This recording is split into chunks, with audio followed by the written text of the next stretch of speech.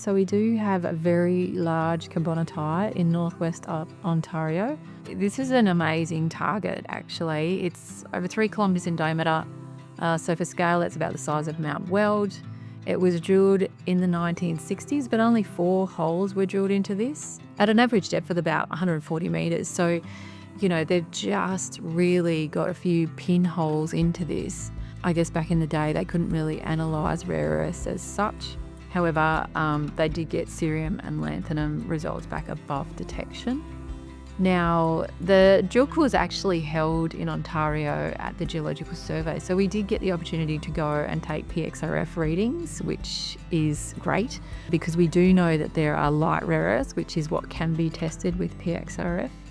And so we got neodymium at 1.49% and praseodymium at 0.5%. We know it's mineralised, and it is just a matter of getting out there to test this target.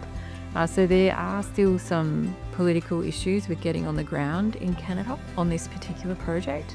So we're looking at working through those. It just does take time, but nonetheless, this is a fantastic target. It's a zoned carbonatite. It's a fantastic exploration target to test. And we know it also has niobium, so results there reported up to 7.1%. Again, the prospectivity on this particular intrusive target is fantastic. It's a great project to have in the portfolio.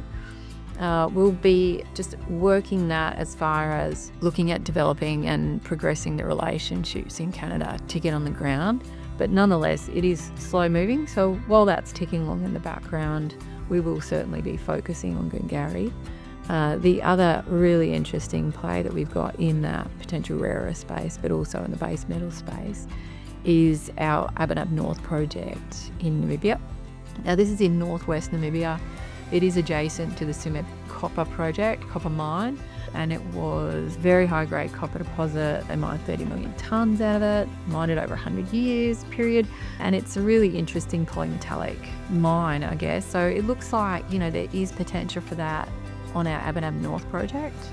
We know there's already a number of narrow carbonatite pipes on our project area that were drill tested by single hole vertical holes, which don't tell you too much, but it does tell you that it's mineralised. So we do know that those carbonatites are mineralised. We got the aeromagnetics reprocessed, and from that we've identified a large magnetic intrusive which has never been drill tested. So for us, that is the opportunity where we have an 800 metre wide magnetic target, potentially intrusive pipe, potentially carbonatite, potentially polymetallic copper, which we would like to think. So, that requires drill testing. If there is something else that we do besides Gungari in the next 12 to 18 months, it will certainly be drill testing that target.